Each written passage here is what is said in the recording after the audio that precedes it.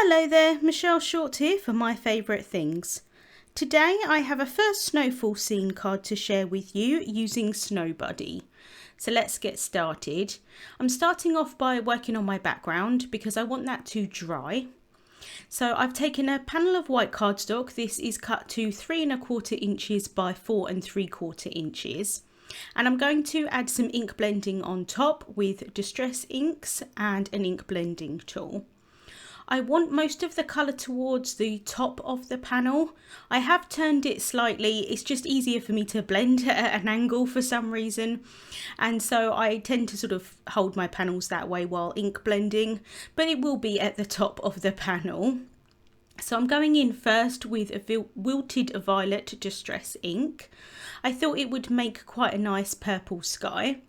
And then to darken it slightly, I'm going to go in with Villainous Potion. And that's really going to darken up that top part of the sky. So just adding a small amount on the blending brush. I do tap off the excess on a scrap piece of paper to my right hand side. And then I'm just blending that towards the top of the panel. And then I do go back in with the brush that I used for the Wilted Violet and just try and blend those two colours together. They do blend really nicely, and it just automatically means that the bottom part is lighter because there's less ink on the brush compared to the top part. I then want to add some snowfall onto my panel. So I'm taking the first snowfall stencil and I'm just lining that up on the panel, holding it down with some low tack tape. And then I'm going to apply some glitter paste through the holes. I didn't want anything kind of too sort of vibrant, I suppose, sort of too in your face with the snowfall. What I like about this stencil is that the pieces of snowfall are quite far apart, so it really does look like the kind of first flurries of snow. And I thought it would look quite nice to have some glitter on them. So I'm taking the glitter paste. I've added some onto my work surface here. That is because I'm using Distress Inks and they do react with moisture, and so some of that glitter paste may turn a little bit purple, so I didn't really want to add the excess back into the jar. So I just tried to sort of think how much I might need, and thankfully it was about the right amount. I have left some of the areas not quite sort of smooth, just to add a little bit of extra texture onto the panel. I can remove that low tack tape and then really carefully just lift up that stencil, kind of like in one smooth motion, just to make sure that I don't disturb the panel underneath because it's not completely well stuck down, just with that little bit of tape there at the bottom. So I'm just picking that up off of the work surface. You can see just slightly that glitter there, and I'm going to set that aside to dry. I've taken the Snow Buddy Dynamics and I've cut the pieces from various shades of cardstock, and I'm going to adhere them down helping me with this mat. This is kind of like a low tack mat that can be used with electronic die cutting machines, and I find it quite helpful sometimes just to place like die cuts and things like that onto it so that they don't move. So I've got the hat part of the snowman, which I've cut from black licorice cardstock, and then I've got the face here that's cut from white, and I've popped out all of those pieces which would probably be coal or something like that for his eyes and his mouth. I've added some On Point precision glue onto the back of that, and then I'm going to pop that down onto the hat piece. And you don't really need to, I don't think, because the background is black anyway, but I did decide to inlay the pieces of the coal. So I'm taking some more of that On Point precision glue and I'm just adding small dabs of that inside of those holes. And then I'm going to take another piece that I cut the head from black licorice cardstock, and I'm going to try and place it on top as best as possible, so that I can kind of line up those pieces and then I can just pop them through.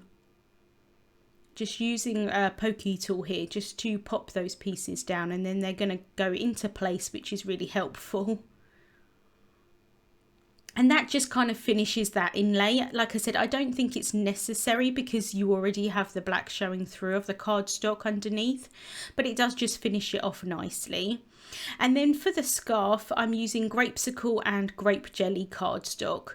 I thought that the purples would work really nicely with the background. So I'm just placing the lighter purple pieces, this is the Grapesicle, and just placing them down onto the Grape Jelly scarf.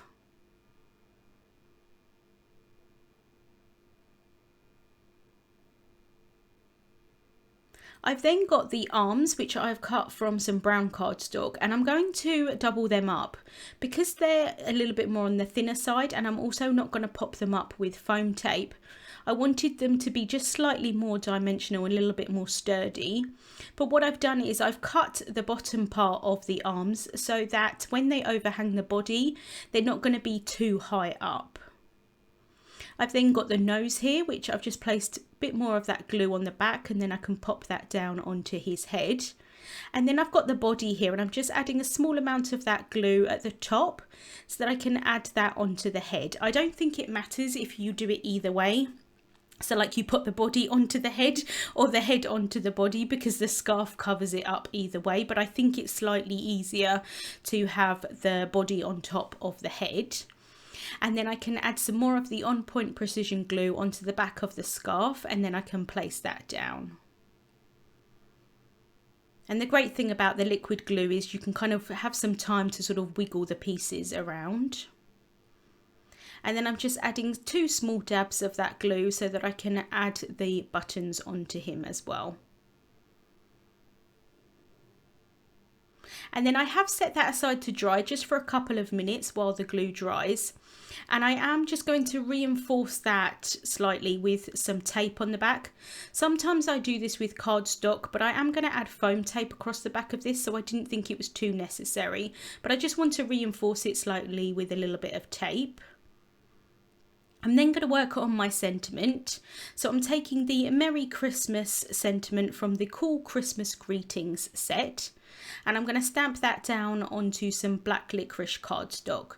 So I'm prepping the cardstock with an anti-static powder tool, removing the excess powder, and then I'm going to ink up the sentiment with Versamark ink.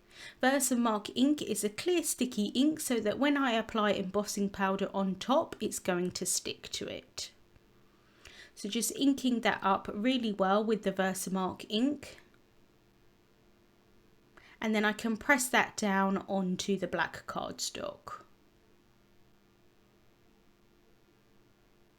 I'm then going to apply some white embossing powder, and I am having a little bit of a struggle here because I don't have much left in the tub, so I'm trying to sort of funnel it back into the tub before I add it back on. I do like to apply it a few times, that way I get really nice coverage of that powder. And then I'm going to heat set that from the front and the back. Heat setting from the front does help a little bit with warping sometimes, not always. In this case it didn't help, but it does just help to not overheat that powder. I set that aside to cool down, and then I did cut that down into a strip. I've then got my panel here. I've left it to dry probably about 15 or 20 minutes while I was doing the other bits, and it is dry to the touch. I guess if you were to like really squish those like snowfall pieces down, it probably isn't completely dry inside, but it's dry sort of enough so that I can move on to the next stage. So I just cut the excess of that glitter paste down. I've added some foam tape onto the back of the panel, and I'm adding that onto an A2 size white card base. So that's a finished size of 4¼ inches by 5½ inches. I placed it down to start with lightly, and I'm just using a scrap piece of paper just to press that down.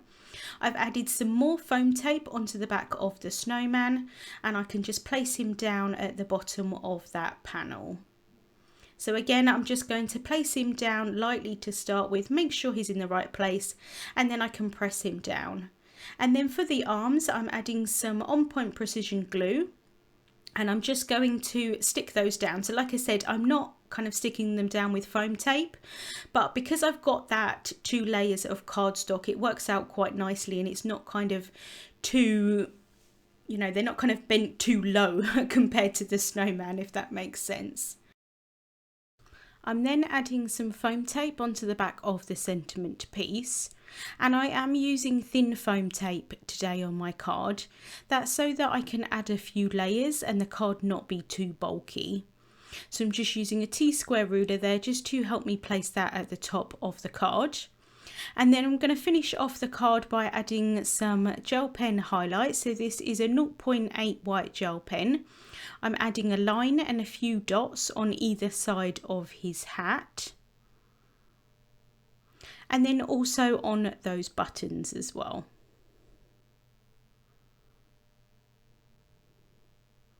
And that's the card finished for today. I think he looks so cute looking up at the sky, seeing the first snowfall of the season. And you've got that added sparkle there on that snowfall as well. Links to the products that I used will be listed in the description bar here on YouTube. Thank you so much for watching, and I hope you have a wonderful day.